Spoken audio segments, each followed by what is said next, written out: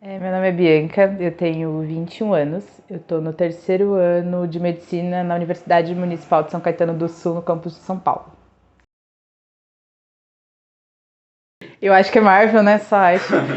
Mas eu sou muito tendenciosa por conta do cinema. Como eu acabo não lendo muito quadrinhos e meu primeiro contato foi nas animações dos X-Men e tal, então vou nessa onda do cinema e fico com a Marvel. A animação era o X-Men Evolution, por acaso? Isso, que Aham. passava no SBT, no Bom Dia e Companhia.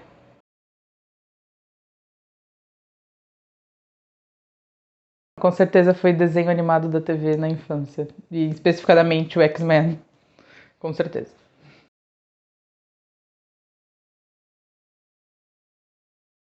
Eu acompanho, eu fui em praticamente todos os filmes. Se eu não fui no cinema, eu vi no streaming. Então, com certeza, eu acompanho.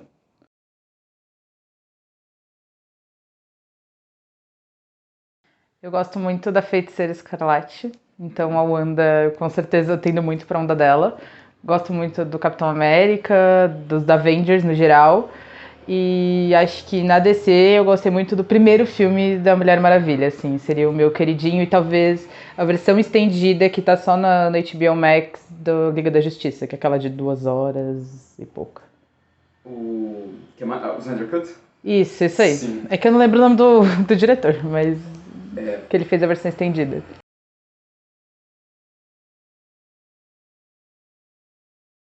Cara, porque eu acho que ela traz o poder e a feminilidade sem ser uma hipersexualização ao mesmo tempo.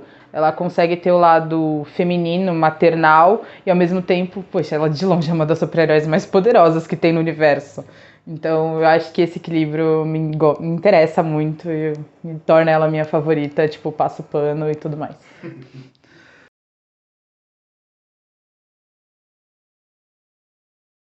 Eu acho que, começando do princípio, então, quando ela apareceu em Era de Ultron, uhum. eu acho que foi uma boa introdução, teve um lado mais família, a relação dela com o irmão, todos os traumas da vida dela.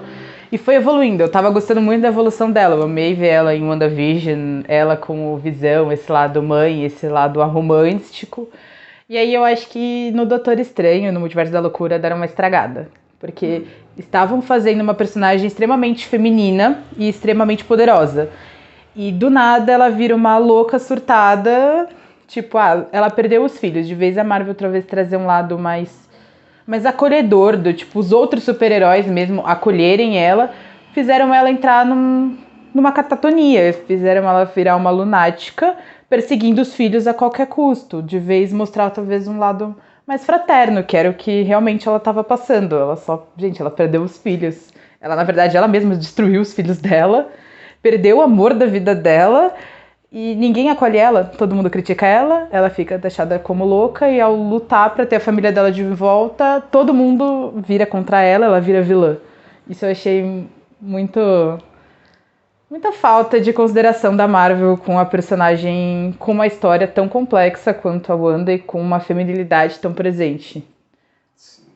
Acho que deve ser irônico, né? De que no mesmo filme, ela, quando ela conversa, né, numa cena com o Stephen, ela fala de que você quebra as regras e você vira o herói. E quando eu quebro, eu Eu viro a viro a vilã. vilã. Exato, tipo, Aham. resumiu toda a fala, porque ela usou o livros, né, o Dark, e todo mundo massacrou ela. O Stephen, no mesmo filme, usou o livro e tá tudo bem com ele. Na verdade, ele conseguiu um terceiro olho, ficou ainda mais super poderoso e tá de boa, tá na paz. Ela Sim. não. Ela usou o livro, é a vilã e temos que matá-la. Então, é uma coisa muito desproporcional que reflete a sociedade como um todo. Dava pra ter feito outras coisas, dava pra ter aproveitado de um jeito melhor, mas essa fala é muito significativa. Eu acho que ela resume a nossa sociedade, resume o que a Marvel fez com ela.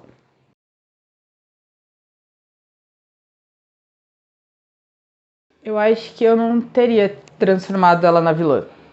Eu acho que dava pra gente começar antes. Porque se a gente for ver em WandaVision, já começaram a destratá-la quando ela nem conseguiu se despedir do Visão. Né? Ela teve que lutar para dar adeus ao amor da vida dela. Eu acho que tinha que ter algo antes. De algum. Poxa, tem tanto super-herói. Sei lá.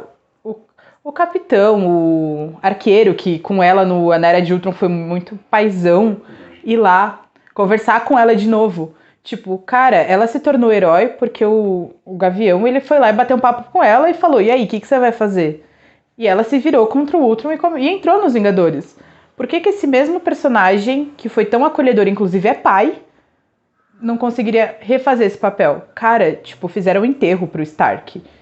O Visão teve igual importância. E tem que lembrar que a Wanda é que matou o Visão.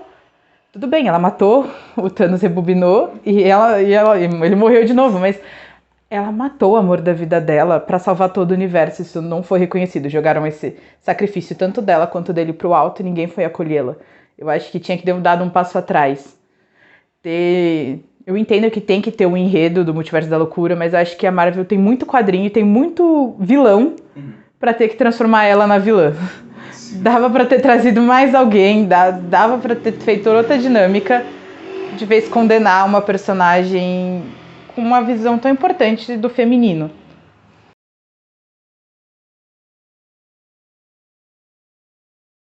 Eu gosto da Carol. Ela também tem esse lado poder, muito no feminino, mas eu acho que pra ela falta uma visão mais terna da feminilidade. Ela é mulher, só que é uma mulher um pouco masculinizada. Foi um pouco o que fizeram com a Natalie Portman, agora na Thor. Então fizeram ela ficar bombada, não perdeu um pouco dos traços mais delicados.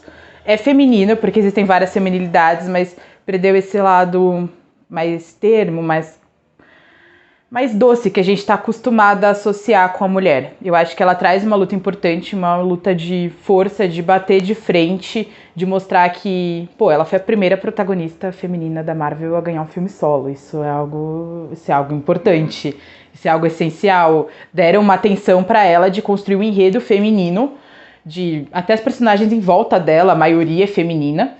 Então, eu acho isso importante, teve o seu significado, mas ela não traz tantos atributos femininos que a sociedade está acostumada a ver como a Wanda traz. Ela traz outros atributos femininos da força, de ser desbravadora, de ter sua autoconfiança, sua própria coragem e não depender de ninguém, porque ela não dependeu em nenhum momento do filme. Ela dependeu, por exemplo, de uma figura masculina para se reerguer, ou de uma ajuda masculina, ou de uma ajuda, na verdade, de qualquer outra pessoa ao redor dela. Ela conseguiu ser muito autônoma o filme todo.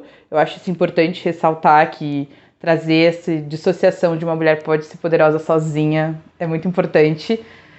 Mas ela é uma visão feminina não tão delicada e não tão maternal como a Wanda. Você mudaria isso nela? Ou você não, eu acho que a gente tem que retratar todos os tipos de feminino. E ela é um tipo de feminino, então é importante ela estar presente. Certo. Assim como todos os outros tipos de feminino que são representados.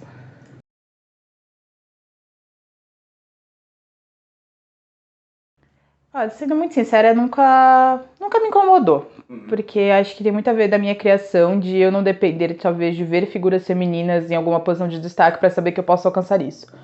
Então eu acho que não interferia, continuava sendo fã igual, não me incomodava, mesmo porque eu levo enredo de super-herói mais pra ação do que pra qualquer outra coisa. Então eu me envolvia muito mais por um enredo interessante, pelo super-herói em si, do que pelo fato de não ter uma mulher presente. Talvez o que me incomodasse mais, que falando dos filmes antigos, era a Viúva, que só tinha Viúva Negra. E às vezes eu achava que ela era hipersexualizada demais. Ela era uma espiã.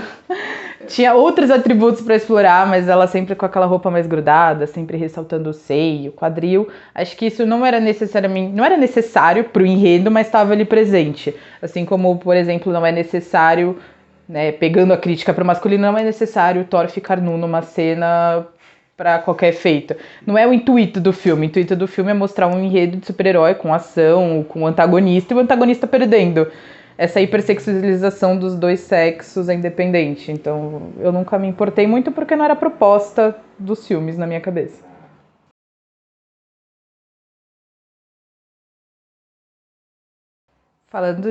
Pegando para minha futura profissão, eu acho isso um equívoco, porque ser mulher não depende de um órgão sexual ou de uma glândula excretora de hormônio, que é o caso, por exemplo, do ovário, que é uma gônada, na verdade.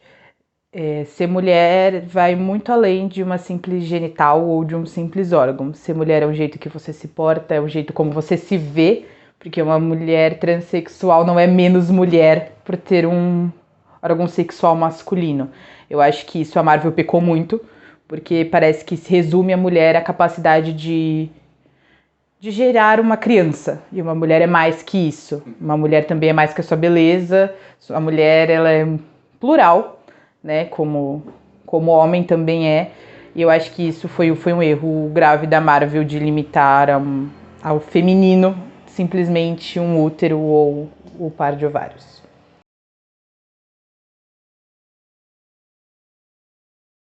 Pra mim, uma cena, por exemplo, a cena é linda, eu reconheço, eu gosto da cena, mas a cena é que, por exemplo, todas as mulheres se unem contra o Thanos no Endgame. Foi da hora, foi da hora. Pra efeito de roteiro, pra que serviu aquela cena? Pra nada. Tipo, dava pra ter incluído a participação feminina de outro jeito. Tipo, uma cena muito mais importante. Gente, a Wanda deu um pau no Thanos sozinha. Aquilo é muito mais marcante porque mostra uma mulher batendo de frente com um homem, com um super vilão, sozinha e vencendo. Aquilo é muito mais significativo. Mesmo a Capitã Marvel, tem uma hora que ela bate consecutivamente no Thanos no filme. Aquilo é muito mais significativo do que todas as mulheres juntas naquela cena que mais me pareceu um apelo pro público feminino do que um roteiro propriamente dito e bem pensado.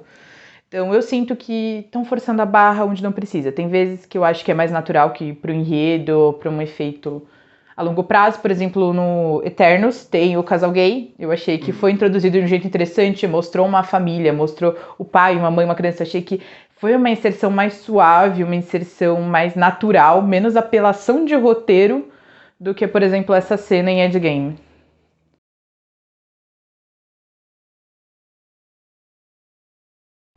Eu acho que não. Acho que interferir nesse ponto não interfere. O que pode acontecer com o público, que é uma coisa que a gente vê nas redes sociais, é eles acharem que agora tudo tem que ter isso, dessa forçação de barra acabar intervindo em mais coisas. Mas eu acho que pra luta feminista, no caso, que é o meu lugar de fala, eu não acho que interfira. Eu acho que uma hipersexualização de uma super-heroína interfere muito mais do que talvez essas cenas mais apelativas, mais apelativas, acho que é um termo ideal.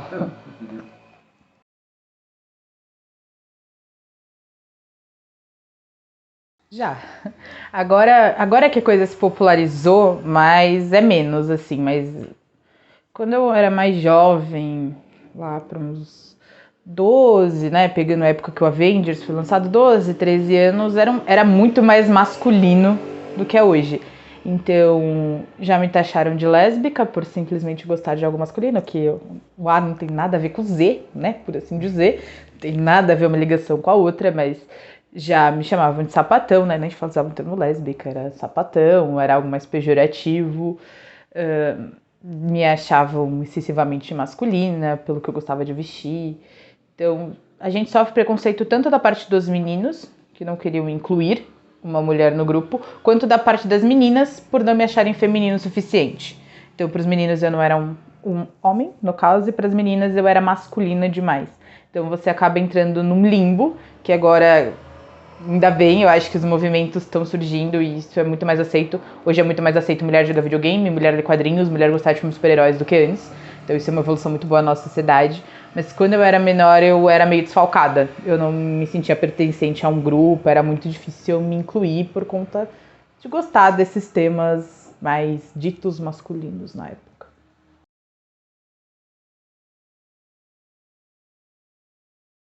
Eu diria que sim. Não representada talvez do jeito que eu gostaria, mas representada.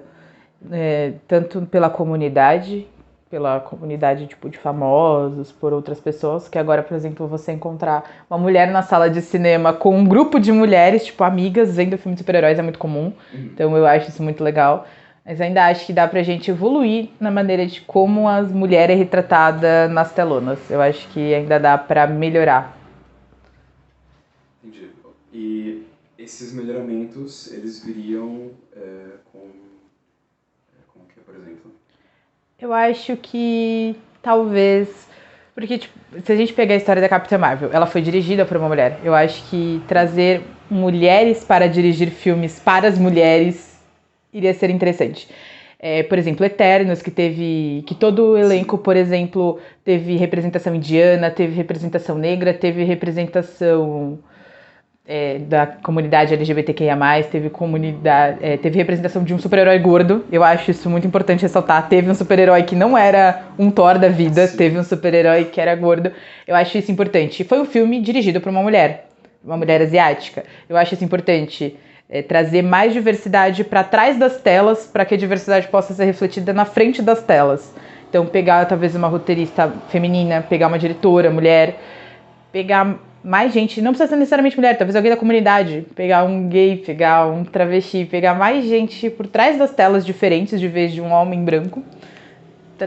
Seria mais fácil refletir isso na tela de uma maneira mais natural, porque um homem colocar uma mulher do ponto de vista de uma luta feminista é muito diferente de uma mulher colocar uma mulher numa luta feminista. Daria mais, acho que, credibilidade, mais autenticidade. Talvez essa ideia de forçar que a gente tenha algumas cenas sumisse.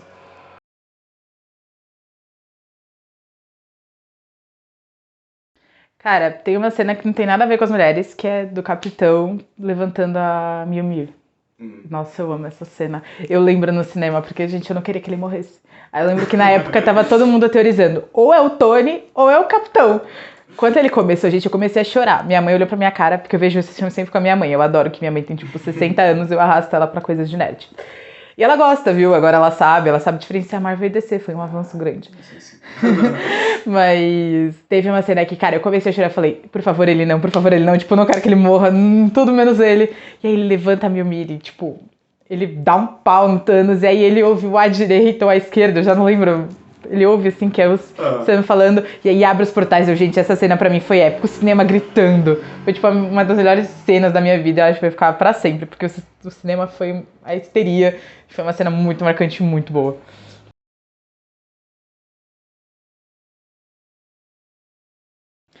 Cara, era engraçado. No começo ela falava, é um filme bobo, tipo, ela não gostava, é que minha mãe gosta de coisas que eu brinco mais crânio, mais cult, de um cinema. Mas aí agora ela se interessa, ela começa a se lembrar, tipo, esse é o personagem do filme anterior, isso tá acontecendo, ela começa a se interessar. E aí, tipo, a gente começa a bater enredo, aí eu começo a contar um pouco do que eu vejo da internet, mais fonte de quadrinhos, que apesar de eu não ler, a gente acha, né? Quem procura acha, spoiler. Então, aí a gente começa a debater, e ficou uma coisa muito interessante, porque minha mãe começou a se interessar e começou, tipo, a me cobrar. Teve um filme que eu fui ver com um amigo, que foi o Multiverso da Loucura, e ela ficou brava que eu não fui ver com ela. Sério? Ela falou, eu queria ver esse filme também. Gente, eu falei, não, é o ápice da minha vida. No final, eu fui ver com ela depois do cinema de novo, porque ela pediu. Então, foi um movimento muito legal de ver minha mãe evoluindo e se interessando. Então, ver Eternos, agora, tipo, antes eu evitava ver nas estreias, porque é o público mais fanático. Agora ela gosta, tanto é que Eternos eu comprei na pré-estreia e ela tava super animada pra ver. Então eu tô adorando ver essa vibe da minha mãe, que nunca se interessou por quadrinhos, nunca teve contato nenhum com quadrinhos, entrar na onda comigo e começar a teorizar, a confabular, tá muito bom.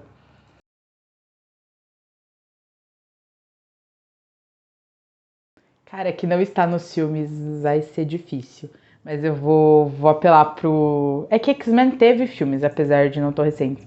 Agora eu vou ter que tentar ressuscitar na minha memória alguém que talvez não aconteça. Porque é muito complicado. Porque quem eu lembro, ou já tem uma série, né? Que por mais já apareceu nas telonas. Ou tá subrepresentado. Eu acho que eu não consigo lembrar ninguém que eu tenha visto que não esteja lá. Mesmo pegando Jovens Titãs, que agora tem a série, né? É verdade, sim. Que tem... Pegando, tô tentando lembrar alguém da DC, quem? Vamos lá, Liga da Justiça é maior, tem mais gente. Mas é engraçado, eu estou lembrando de personagens masculinos. Eu não consigo lembrar de femininos, isso é algo muito interessante de ser. Né? É algo interessante. Porque assim, se a gente for pegar os desenhos davam muito mais aparição, muito mais vista para os personagens masculinos, né? Sim. Então, é engraçado, triste, mas tem um sentido. Mas eu não consigo lembrar de nenhuma feminina, não.